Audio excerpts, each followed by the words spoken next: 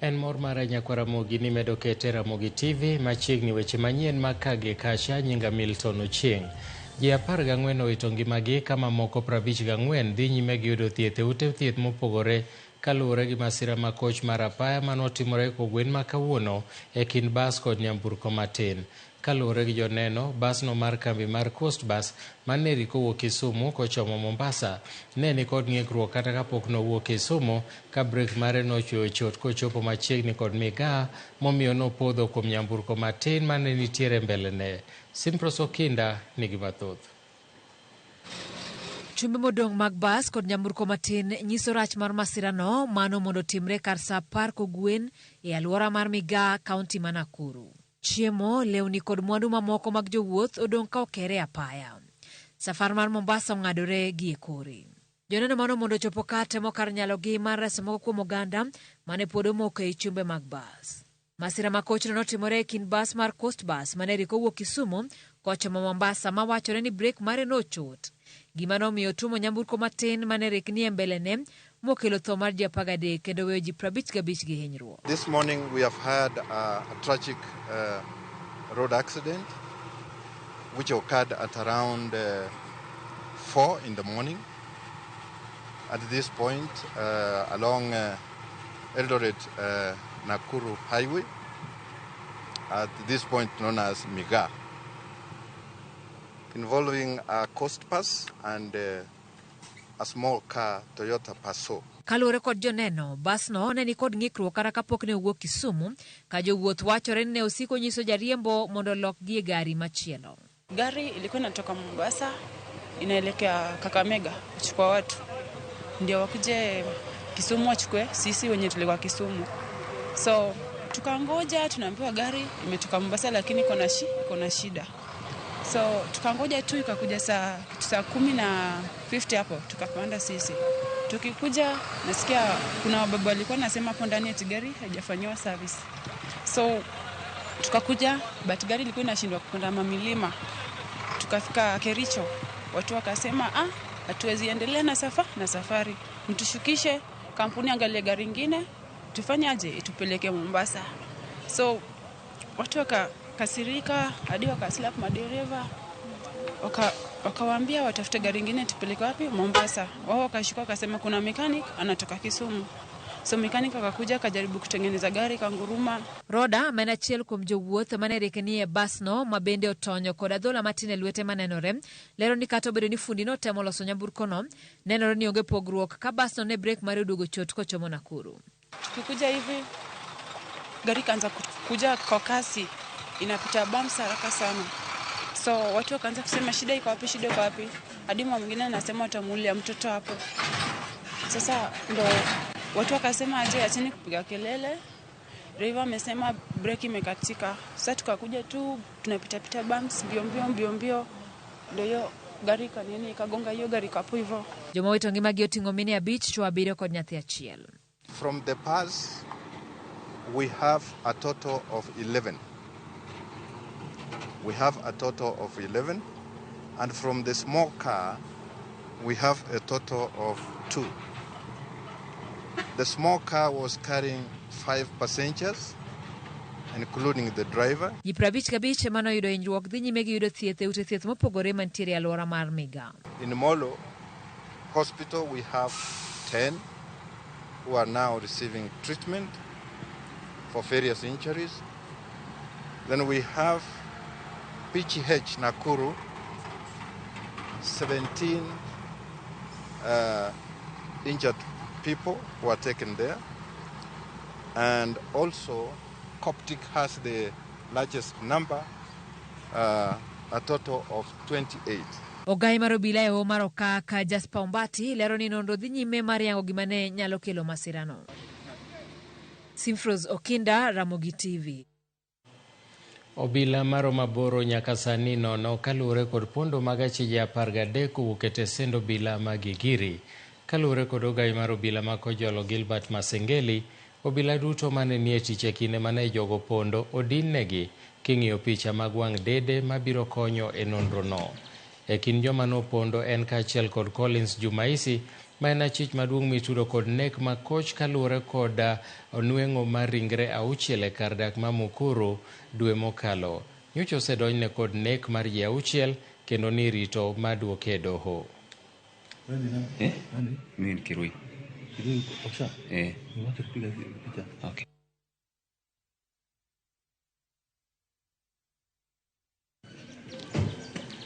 Dorcas Oduor ochamo muma kaka Attorney General mokwongo mamiyo pachoka ka Beatrice Askul to ochamo muma kaka jatend migawo mar pinje Afrika ma Ugwe e nyasi manotelie kod jatend piny William Ruto okinyi ma kawuono. Ruto kwayogi mondo mi gichwal tijegi kaluwore kod manifesto mar sirikand piny Kenya.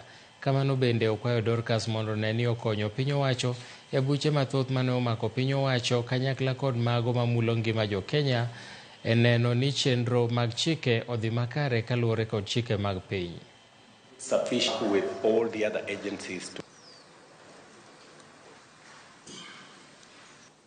I, Beatrice Askul Moe, being appointed a Cabinet Secretary of Kenya, do swear that I will at all times be faithful to the Republic of Kenya, that I will well and truly serve the people and the Republic of Kenya in the office of Attorney General, that I will undertake to hold my office as the Attorney General with honor and dignity. So help me God. you come into office as a very critical moment in our nation. I will advise you to carefully read the manifesto upon which this government was elected. We have huge awards against government, running into, I think, 600-700 billion. There has been occasions by underrepresentation of government in many cases. It is very important, Madam Attorney General, that you work with all the other agencies to make sure that that responsibility and legal representation to both government and the people of Kenya is timely. Okinde mag jaohala Jimmy Wanjigi koro dwaro ni doho mondo migi thuolo mar dhi e doho mamalo mar donjone ogae mar obila ma kojolo Gilbert Masengeli. Okindego kamoting'o Paul Muite kaachiel kod Kalonzo Musyoka wacho ni obila nodhi ataro mar chik mar doho mane ogol juma mokalo mane tamo obila mako jaohala no. Okindego bende onyiero bura ma koro itudo godo Wanjigi mar bedo kod gigo magin ligangla mag lweny mowacho ni johala no ni doho nomiyo ratiro mar bedo kod magina kaluwore kod bura manomako higa mar 2019. Wanjigi nomaki nyoro odhiambo kama ne ochopo e apis okwach kich ma kaunti ma Nairobi kama idware mondo mi oda dhoge.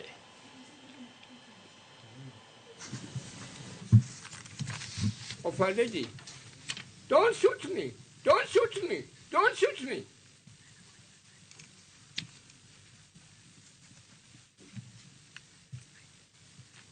The law of proportionality in arresting an individual. The law of proportionality in carrying out search had been abused. Article 157 of the Constitution, which clothes the DPP with authority to commence a criminal process, as read together with the ODPP guidelines to charge 2019, is not an absolute right. It should not be used to settle personal, political, or business cause.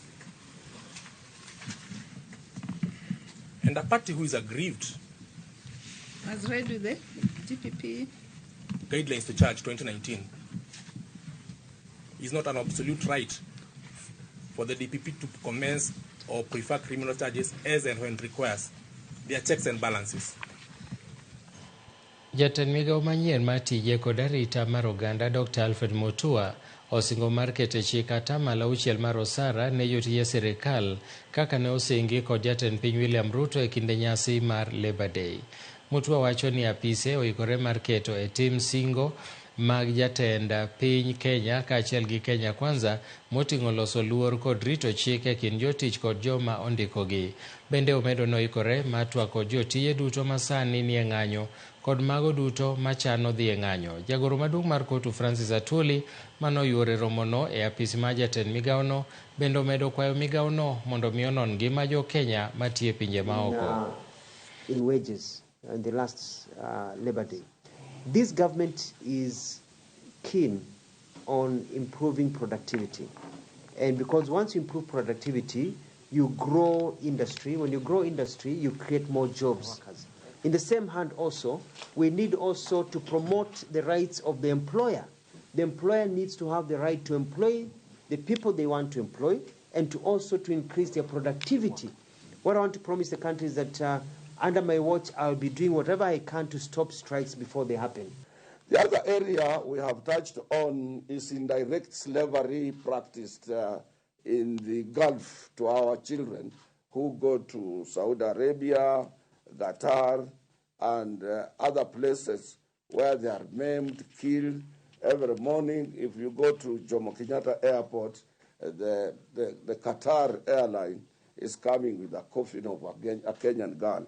So the minister said he would open his eyes wide open and make sure that he deals particularly with the employment, National Employment Authority.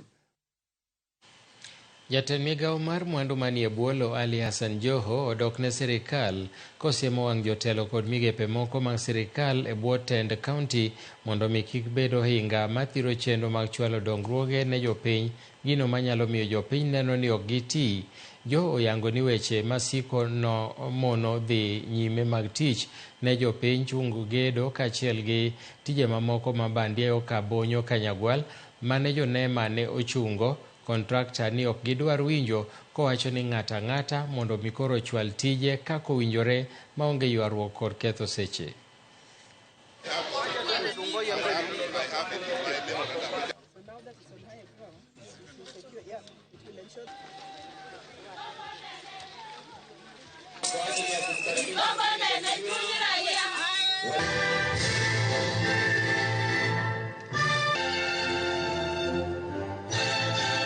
Hii wiki isipite. Na nimeambia watu ya NEMA tafadhali bana, tutaheshimiana. Kama watu nafanya kwa department yangu, I will not allow anybody to delay me. Do what is supposed to be done, lakini usitusumbue kutudelay. So hapo na NCA and any other government institution, tafadhali don't delay our projects. Do not. Because mwananchi hezi elewa, ataona tu atufanye kazi, and it's very difficult to go to mwananchi and try and explain ati sijui county hajatupa approval, or NEMA hajatoa approval, or NCA or any other body. So hii ni kitu ambayo we're going to address conclusively, but in the meanwhile we have told the contractor we don't want to know anything. Tutaki kujua, tutaki kuelewa, hata ukitujulisha hatutoelewa. Go on the site.